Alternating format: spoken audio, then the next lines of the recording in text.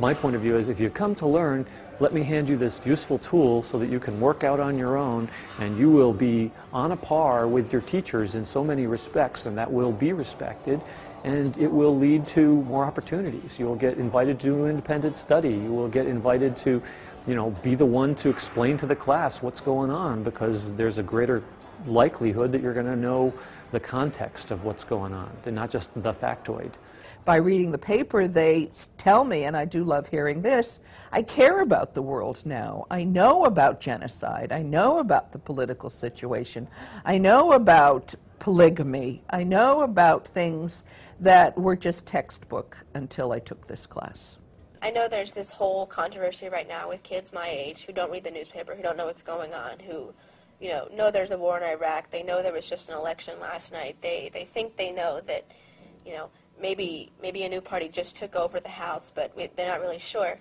And I think that's terrifying.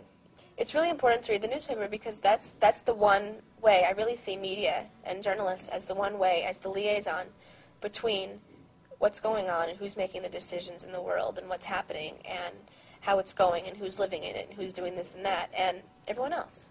One of the key places to start is to have people reading the newspaper every day, and if you're going to have them read the newspaper every day, why not, for $2 a week, have them read the New York Times so they can get a perspective that's outside of the one that they're otherwise going to get, that's stacked up 12 deep with talent and resources, and it's going to really give the payoff that's going to, make them keep reading. And that's what I'm trying to do, is build a habit, because getting them to do it for 1 quarter is nice. If I can just get some of them to stick with it for their lifetime, then I'll have made a little contribution. Yeah, I have some friends who don't like to read the New York Times because they said it's too big paper. But you find, if you are really interested, and I say, read only just one article, and then you understand what is so good, this newspaper. And then you start to find out how to read the newspaper. Yeah. You can go by Honor's House and listen and see what they are talking about, and the Times is available there, and you can see them, especially now that it has been time of midterm elections, you can see them discussing political issues and drawing on the reading that they have done in the Times. It is a habit that leads you to be intellectually fit, to be up to the challenge of interacting with other Times readers, that community of people who you'd like to become part of, the elites. They care about things that are relevant to them, but that now they realize as they read this paper how relevant everything is to their lives. And although they come in saying, I don't care what's happening in the world, eventually by the end of the semester, at least for 1 semester, they care. And that's what I'm trying to turn them on to.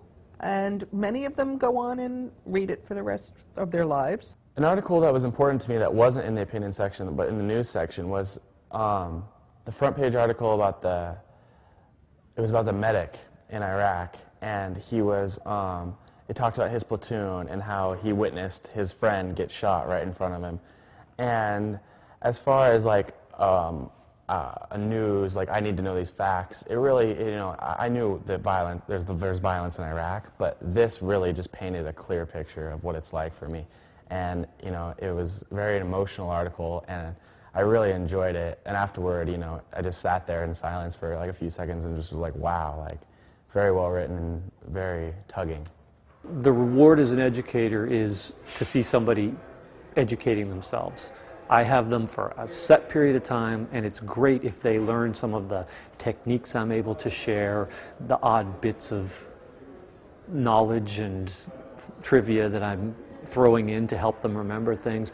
But there's nothing like seeing them find their own feet, walk, and then run, and then feel that power that they've developed within themselves. That's the person who I'm going to hear from years later. That's the person who's going to send me a news item. It's a way of keeping a conversation going. You have a common dimension of what it is that's, you know, interesting people and what it is that's making people stay involved in the world, and they stay involved with each other, and it becomes, you start to become part of a network of New York Times readers. And you know, people pay a lot of money to be part of alumni networks of good colleges and things like that. Well, you can easily become part of a real community of readers and thinkers by becoming a Times reader. A lot of former students have told me that use of the New York Times was a key piece to their success as students.